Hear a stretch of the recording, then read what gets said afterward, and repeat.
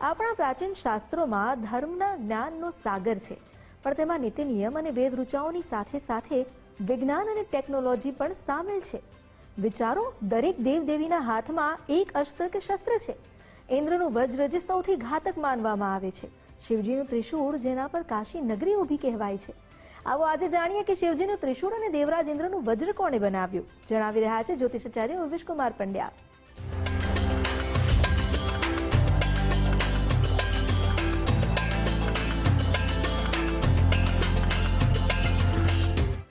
ઓમ નમો ભગવતે વાસુદેવાય. શ્રી ગોપાલ કૃષ્ણાય નમો નમઃ. નમો નમઃ. તમારા બધાનું સ્વાગત કરું છું આધ્યાત્મિક મહાશક્તિમાં.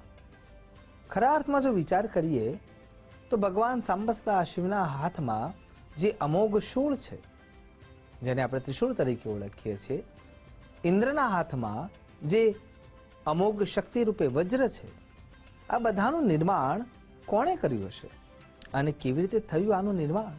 દેવતાઓ માટેના જે રહેવાના જે મહેલો છે, અને અલકાપુરીથી માંડીને ઇન્દ્રપ્રસ્થથી માંડીને સુવર્ણ રૂપે લંકા જેને તૈયાર કરી, એ હસ્તિનાપુરથી માંડીને તમામ જેટલા પણ દિવ્ય સ્થાનો દેખાય છે, એ બધાના રચયિતા એ વિશ્વકર્માજી છે. અને વિશ્વકર્માજીએ કેવળ અને કેવળ મકાનો બનાવ્યા છે, મંદિરો બનાવ્યા છે, સ્થાપત્યો બનાવ્યા છે, દેવતાઓના રહેવાના આવાસો બનાવ્યા છે. એટલું જ નહીં, એમના હાથમાં જે આયુધો છે એ પણ બનાવનાર કોઈ હોય તો એ કેવળ અને કેવળ વિશ્વકર્માજી છે. જો એમને સશરીર જોવાનો વિચાર કરીએ તો હંમેશા એમની આકૃતિ વયોવૃદ્ધ, સફેદ દાઢી સાથે, વયોવૃદ્ધતા સાથે અને 4 હાથ સાથે જોડાયેલી છે. અને જ્યારે એ 4 હાથને વિચાર કરીએ છીએ તો એમાં જે દ્રવ્યો રાખેલા છે અથવા રહેલા છે, એના આધારે આપણે એવું નક્કી કરી શકીએ કે ખરા અર્થમાં એમની મહારથતા શેમાં છે. તો સૌથી પહેલા જે વૃદ્ધત્વ એમને ધારણ કર્યું છે, એ સફેદ શ્વેત દાઢી ધારણ કરી છે અને 4 હસ્ત છે, તો એમાં સૌથી પહેલા એ વૃદ્ધત્વ એ અનુભવ વૃદ્ધતા છે, વયોવૃદ્ધતા છે, જ્ઞાન વૃદ્ધતા છે, તપોવૃદ્ધતા છે અને અનુભવ વૃદ્ધતા છે, જેની પાસે અનુભવનો નિચોડ છે. અને એટલા માટે એમનું સ્વરૂપ વૃદ્ધત્વનું છે. એમની પાસે 4 હસ્ત છે જે સર્વવ્યાપકતાનું રૂપ બતાવે છે. અને એમાં સૌથી પહેલો જે હાથ છે, એમાં હથોડી અને છીણીનો ભાગ એમને રાખેલો છે. એટલે કે હાથમાં એમને એ સર્જનાત્મક શક્તિને ધારણ કરી છે. અને સર્જનાત્મક શક્તિને જ્યારે વિચાર કરીએ છીએ તો હથોડી અથવા છીણી જે છે એ શેનું પ્રતીક છે? ભૌતિક સુખ સુવિધાના સાધનોને પરિવર્તિત કરીને સંપૂર્ણ રૂપે જે શ્રેયસ્કર ભૌતિક સુખ આપી શકે છે એમાં તબદીલ કરવાની જે શક્તિ છે, એ એમના એ હાથનું પરિમાણ છે. અને એટલા માટે પ્રતીક રૂપે જ્યારે વિચાર કરીએ તો આપણને એ સ્પષ્ટ રૂપે સમજાય છે કે આ ભૌતિક સુખ સુવિધાઓ ભોગવવી છે તો સૌથી પહેલાં કર્મઠ થવું પડશે, કેમ કે એમનો એ હાથ સૌથી વધારે મહેનત કરવાનું દ્યોતકતા અને પ્રતીક રૂપે આપણને બતાવી રહ્યો છે. બીજો હાથમાં જ્યારે તમે દર્શન કરો છો ત્યારે એક ગ્રંથ એમાં જોવા મળે છે. અને એ ગ્રંથમાં જો વિચાર કરીએ તો વિશ્વકર્માએ વિશ્વકર્મા પ્રકાશ, જેના અંદર વાસ્તુ અને તંત્રની માહિતી આપેલી છે. વિશ્વકર્મીયમ એ પણ એક અદ્ભુત પુસ્તક છે જે વાસ્તુશાસ્ત્ર સાથે જોડાયેલું છે.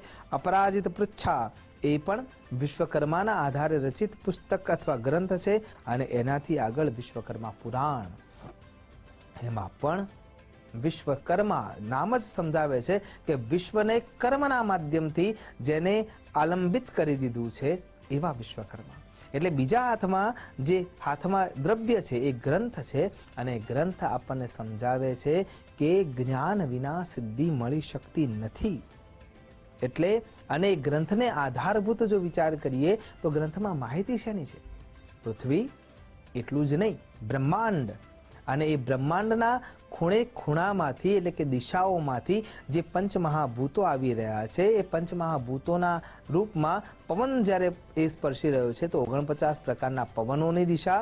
એનાથી આગળ જ્યારે ભૂમિખંડને વિચારીએ છીએ તો જે પૃથ્વી પર પર્વતો છે, નદીઓ છે, ઝરણા છે, સાથે સાથે ઉચ્ચ પ્રદેશો છે, મહામરુસ્થળો છે અને ભૂમિગત જંગલો છે, તો એ બધાની જે ભૂમિ છે એની માહિતી એનાથી આગળ અગ્નિ તત્વ તો જ્વાળામુખીથી માંડીને નાનામાં નાના અંગારાના અંદરથી રહેલી જે શક્તિ ઉર્જા તેજ છે, એ તમામ ઉર્જાના એકીકરણની ભાવના, આકાશ તત્વ જે તમામને સ્થિર કરીને ઊભું છે એની સમજણ અને વાયુ તત્વના સંચરણની શક્તિ, આ બધાને સુયોગ્ય કરી અને 4 દિશાઓ, 4 ખૂણાઓ અને આકાશ અને પૃથ્વી આના બેલેન્સનું જે કાર્ય કરી જાણે છે એ ખરા અર્થમાં વિશ્વકર્માજી છે.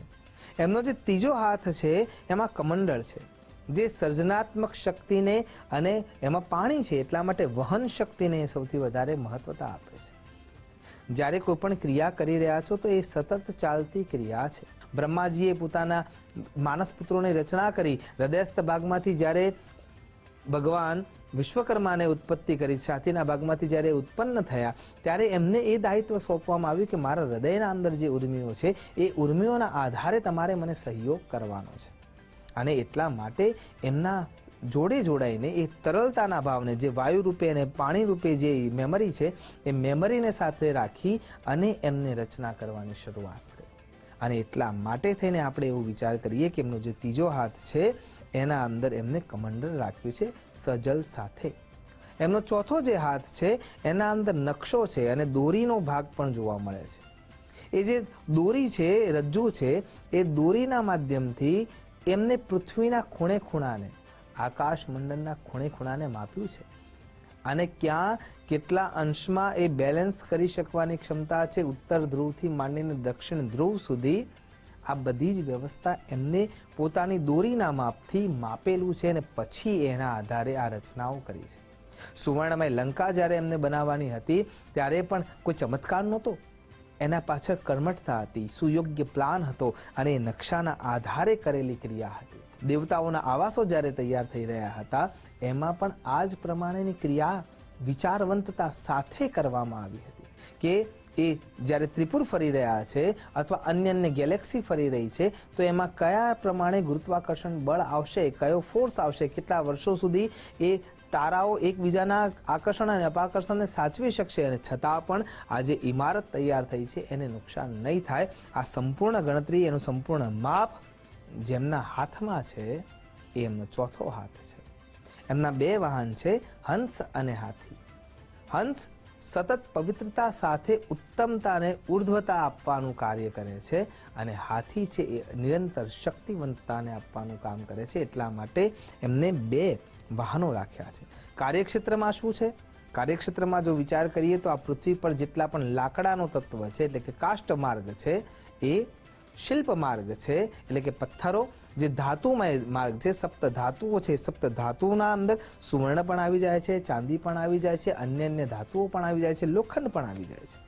અરે શરીરના તંત્ર પર જેનો ભાગ, એટલે કે જ્યારે દધીજી મહારાજે પોતાના શરીરમાંથી હાડપિંજર આપી દેવામાં આવ્યા અને આપી દીધા સ્વતઃ વૃત્રાસુરના નાશ માટે, ત્યારે એના અંદરથી જે વજ્ર બનાવવાનું હતું એ ક્રિયામાં જેને સહયોગ આપ્યો એ વિશ્વકર્મા.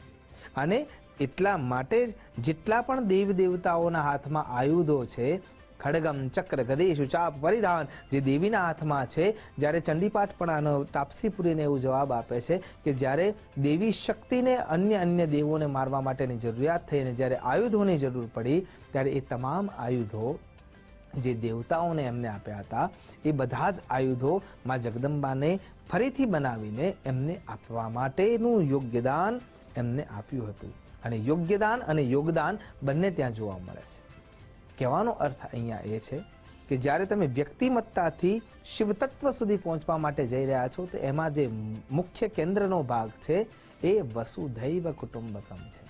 એટલે અહીંયા વિશ્વકર્માજીએ પોતાના કર્મ દ્વારા આ 4 ભુજાઓથી પોતાના તમામ વિષયોને સાથે લઈને, એટલે કે કાષ્ટ હોય કે અન્ય સપ્ત ધાતુઓ હોય કે પથ્થર હોય કે શિલ્પ હોય, એ બધાનો ઉપયોગ કરીને સુયોગ્ય રીતે ક્યાંક આયુધો રૂપે, ક્યાંક મહેલો રૂપે, ક્યાંક દેવ મંદિરો રૂપે, ક્યાંક ઝરણાઓ રૂપે, ક્યાંક પર્વતો રૂપે, ક્યાંક અન્ય પ્રકૃતિના કેટલાક તત્વો રૂપે, જ્યાં જ્યાં જે પ્રમાણેની જરૂર પડી ત્યાં વસુધૈવ કુટુંબકમને ધ્યાનમાં રાખી અને તમામ વસ્તુઓની રચના કરી અને એ રચનાના આધારે આજે આપણને આ વ્યવસ્થા જોવા મળી રહી છે.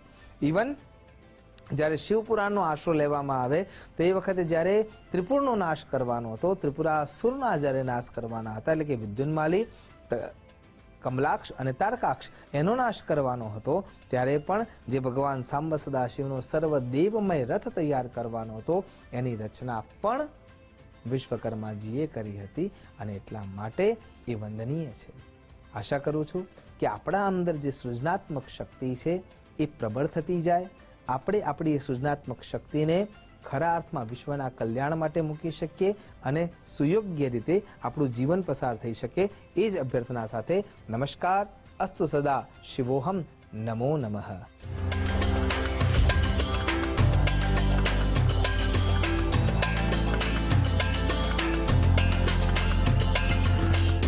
આજે આપણે ઐતિહાસિક શિવાલય જઈ કર્યા શિવજીના પાવનકારી દર્શન. શિવજીના આશીર્વાદથી આપણા પંચતત્વો પણ સંતુલિત થાય અને તન માટે સ્વાસ્થ્ય અને મનની શાંતિના આશીર્વાદ મળે, એ જ પ્રાર્થના સાથે હવે આજની આ શ્રદ્ધા યાત્રાને અહીં જ વિરામ આપીએ. પણ આવતીકાલે ફરી મળીશું અને આગળ વધારીશું આપણી આ ભક્તિગામી યાત્રા. ત્યાં સુધી મને રજા આપશો. નમસ્કાર. આપના પ્રતિભાવ અને સુઝાવ આપ અમને મોકલી શકો છો આ સરનામે